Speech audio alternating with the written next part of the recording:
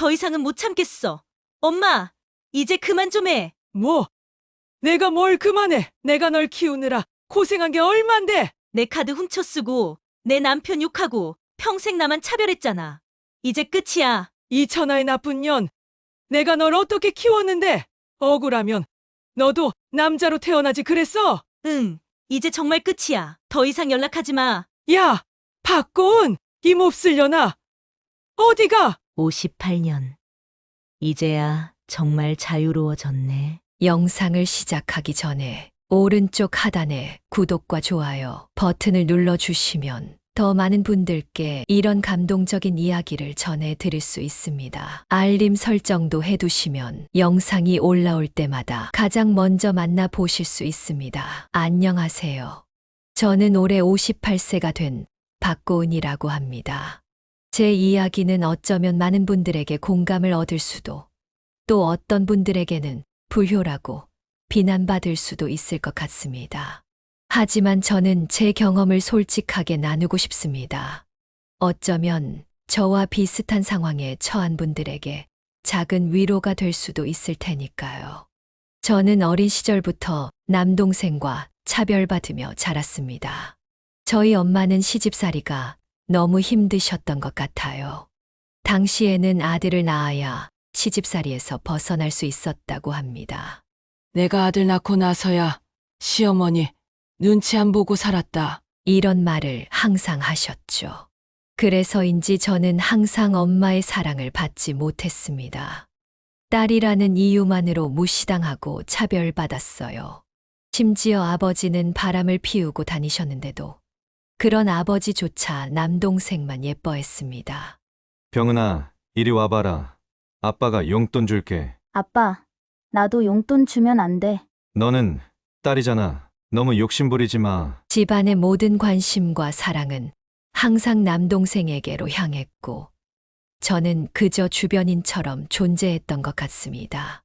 엄마는 매일같이 저에게 집안일을 시키셨고, 조금이라도 마음에 들지 않으면 소리를 지르셨어요. 고은아, 이것도 제대로 못하니? 넌 뭐 하나 제대로 하는 게 없어. 엄마, 열심히 했는데. 열심히? 네 동생은 벌써 다 했겠다. 너는 왜 이렇게 느리냐? 어린 시절 저는 그런 대우에 익숙해져 있었어요. 그냥 딸이라서 그런가 보다라고 생각했죠. 하지만 성장하면서 점점 그 차별이 더 뚜렷하게 느껴졌습니다. 특히 교육 문제에서는 더욱 명확했어요.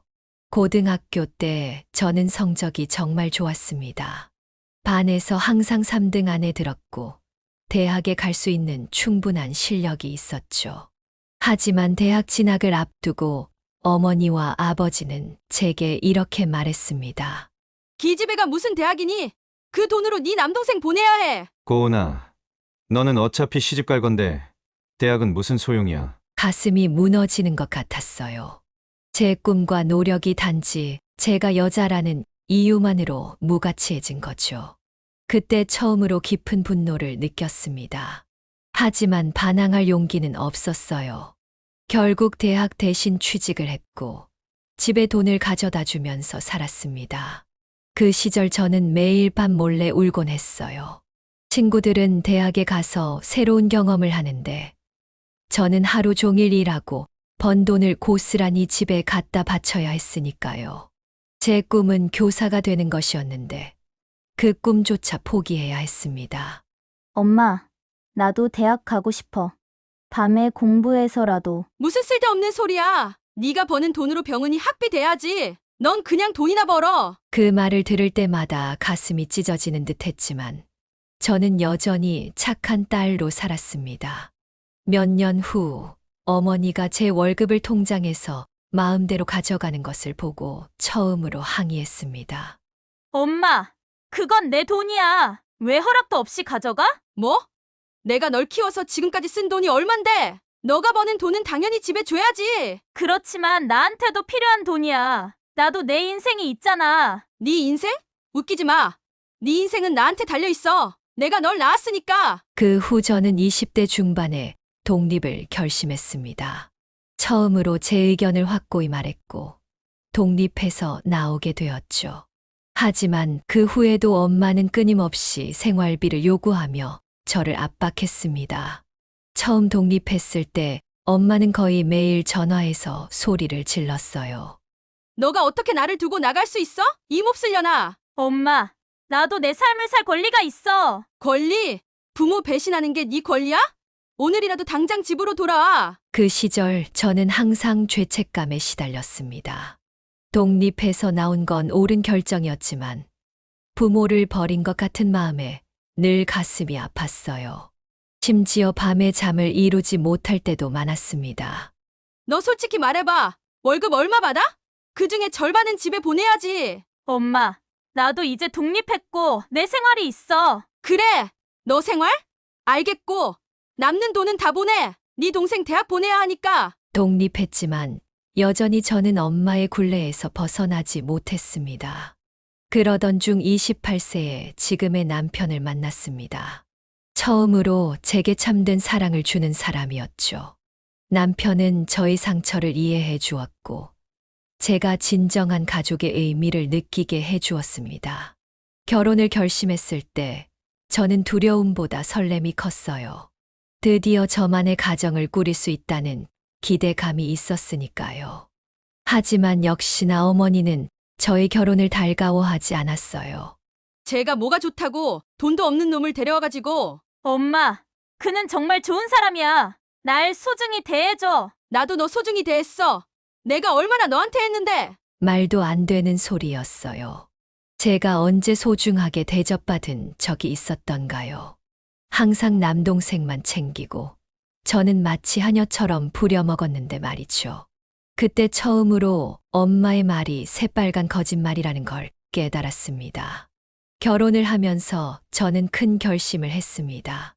이제는 제 가정이 최우선이라고, 더 이상 친정에 경제적 지원을 하지 않겠다고 말씀드렸어요. 뭐? 이제 돈 안 준다고? 이 천하의 나쁜 년. 내가 널 어떻게 키웠는데. 엄마, 나도 이제 내 가정이 있어. 남편과 함께 우리 미래를 준비해야 해. 네 일해? 네가 버는 돈은 다 집에 줘야 하는 거야. 내가 널 낳고 키웠으니까 당연한 거 아니야? 그렇지 않아, 엄마. 난 엄마의 소유물이 아니야. 나도 하나의 한 사람이고 내 인생을 살 권리가 있어. 됐어. 다시는 내 딸이라고 부르지 말고 연락도 하지 마. 그날 엄마가 한 말들은 너무 상처였고, 그 후로 저는 몇 년간 친정과 연락을 끊고 살았습니다. 제 삶에서 처음으로 진정한 평화를 느끼던 시간이었어요. 남편과 함께 가정을 꾸리고 아이를 낳아 키우며 행복한 시간을 보냈습니다. 특히 첫 아이를 낳았을 때의 기쁨은 이루 말할 수 없었어요. 그리고 저는 다짐했습니다. 절대로 내 아이에게는 내가 받았던 상처를 주지 않겠다고요. 내 아이는 있는 그대로 사랑받는 사람으로 키우겠다고 말이죠. 하지만 40대 무렵 남동생이 찾아왔습니다. 누나, 엄마가 많이 아프셔. 한번 만나봐. 병은아, 나는 정말 힘들어. 엄마는 절대 변하지 않을 거야. 그래도 누나, 한 번만. 엄마가 많이 후회하신대. 남동생의 말에 마음이 흔들렸습니다. 어쩌면 엄마도 나이가 들면서 변했을지도 모른다는 생각이 들었어요. 그리고 엄마에 대한 미움보다 더 큰 감정이 있었습니다. 그건 바로 딸로서 인정받고 싶다는 간절함이었죠. 알았어. 병은아, 한번 만나볼게. 고마워. 누나, 엄마도 많이 그리워하셨어. 그날 밤 저는 잠을 이루지 못했어요. 다시 엄마를 만난다는 생각에 가슴이 두근거렸죠. 어쩌면 이번에는 달라질지도 모른다는 희망이 있었으니까요. 혹시 정말 엄마가 변했다면 제가 평생 원했던 엄마의 사랑을 받을 수 있을지도 모른다는 기대감도 있었습니다. 결국 저는 몇 년 만에 다시 엄마를 만났습니다. 처음에는 어색했지만 엄마가 아픈 모습을 보니 마음이 약해졌어요. 그렇게 다시 관계를 이어가기 시작했습니다. 하지만 얼마 지나지 않아 엄마는 변하지 않았다는 것을 깨달았습니다. 어느 날 엄마가 손주를 돌봐주겠다며 저희 집에 오셨어요. 하지만 그것은 시작에 불과했습니다. 고은아, 냉장고에 음식이 없네. 장 좀 봐와. 엄마, 내가 퇴근하고 사올게. 아니, 지금 필요해. 네 카드 좀 줘. 그렇게 제 카드를 가져가신 어머니는 필요한 장보기를 넘어 본인의 물건까지 사셨고, 그 후로도 종종 제 카드를 몰래 가져가 쓰셨습니다. 그때마다 뭐라고 하면 이런 말을 하셨죠. 뭐? 내가 너 키우느라 얼마나 썼는데 이 정도 가지고 웬 유난이야? 사실 이것보다 더 말도 안 되는 건 제 아이들에게도 성차별을 시작하셨습니다. 딸아이보다 아들에게 더 많은 관심과 사랑을 주시는 걸 보면서 제 어린 시절이 떠올랐습니다. 이 아이는 아들이니까 더 특별해. 우리 손자 공부 잘하면 할아버지 통장에서 돈 나올 거야. 우리 손녀는 예쁘게 자라서 좋은데 시집 가면 돼. 그 말을 들었을 때 정말 화가 났어요. 제가 받았던 상처를 이제 제 아이들에게 주려고 한다니 도저히 참을 수 없었습니다. 엄마, 내 앞에서 절대로 그런 말 하지 마. 내 아이들은 모두 소중해. 남자든 여자든 차별하지 않을 거야. 뭐라니? 차별이 아니라 현실이거든? 이제 좀 인정하고 받아들여라 좀. 아니, 엄마가 만든 세상이 그런 거지. 내 아이들에게는 절대 그런 세상을 물려주지 않을 거야. 그러던 어느 날 우연히 친정집에 들렀다가 놀라운 사실을 알게 되었습니다. 엄마 방에서 통장을 발견했는데 그 금액이 무려 3억 8천만 원이었습니다. 아버지의 퇴직금과 엄마가 모은 돈이었죠. 그 돈이 있었으면서도 계속 저에게 경제적 지원을 요구했던 것입니다. 엄마, 이 돈은 뭐야? 내 통장은 왜 뒤지고 난리야? 아니, 내가 청소하다 우연히 봤어. 이렇게 돈이 있으면서 왜 나한테 돈 달라고 한 거야? 이건 다 병은이 몫이다. 네 동생 결혼할 때 줄 돈이고 나중에 병은이한테 다 줄 거야. 그럼 나는 아무것도 없어? 억울하면 너도 남자로 태어나지 그랬냐? 딸년이 뭘 바라는 거야? 그 순간 정말 가슴이 찢어지는 것 같았습니다. 평생 차별받으며 살았는데 심지어 부모님의 재산마저도 철저하게 남동생 몫이라니 제가 한 사람으로서 딸로서 인정받지 못한다는 사실이 너무 아팠습니다. 그 일 이후 저는 다시 엄마와 거리를 두기 시작했습니다. 하지만 완전히 관계를 끊지는 못했어요. 여전히 마음 한구석에는 엄마가 변할지도 모른다는 희망이 있었고, 또 제가 부모를 버리는 불효녀가 되는 것 같아 마음이 괴로웠기 때문입니다. 그러다 아버지가 돌아가셨고, 장례식에서 엄마를 다시 만났습니다. 엄마는 혼자 되셨다는 외로움에 저에게 다시 접근하기 시작했어요. 고은아, 이제 너밖에 없다. 엄마 좀 챙겨줘. 엄마가 그동안 나한테 한 행동들을 생각하면 아이고, 그런 게 어디 있냐? 나이 들면 다 잊어버려야지. 난 네 엄마잖아. 하지만 저는 이미 너무 많은 상처를 받았고 엄마의 진심을 믿을 수 없었습니다. 결국 직접적으로 거절했죠. 미안해, 엄마. 난 더 이상 엄마랑 깊은 관계를 유지하고 싶지 않아. 그러자 엄마는 저를 우회해서 제 남편에게 접근했습니다. 사위, 나 병원에 좀 데려다줘. 고은이가 날 싫어해서 말도 안 걸어. 남편은 의무감에 엄마를 몇 번 병원에 모셔드렸습니다. 하지만 어느 날 엄마는 남편에게 이렇게 말했다고 해요. 우리 고은이가 자네 같은 남자랑 결혼해서 고생이야. 돈도 별로 못 벌고 자네가 제대로 된 사위였으면 나한테 돈도 주고 했을 텐데. 더 충격적인 것은 그 후에 계속 남편에게 돈을 요구했었다는 사실입니다. 사위, 내가 좀 급해서 그러는데 50만 원만 빌려줘. 장모님, 죄송하지만 저희도 생활이 빠듯해서. 뭐, 이것도 못 줘. 그러니까 너가 사위 구실을 못하지. 남편이 이 이야기를 전해 주었을 때 저는 그 순간 결심했습니다. 더 이상은 안 된다고요. 저뿐만 아니라 제 남편과 아이들까지 상처받게 할 수는 없었습니다. 그날 밤 남편과 긴 대화를 나눴습니다. 여보, 미안해. 우리 엄마 때문에 당신까지 상처받게 해서. 괜찮아. 당신이 평생 받아온 상처에 비하면 이건 아무것도 아니야. 이제 정말 관계를 끊어야 할 것 같아.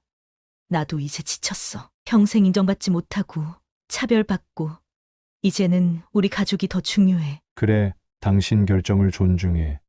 내가 항상 곁에 있을게. 남편의 지지에 용기를 얻어 마침내 어머니에게 마지막 전화를 걸었습니다.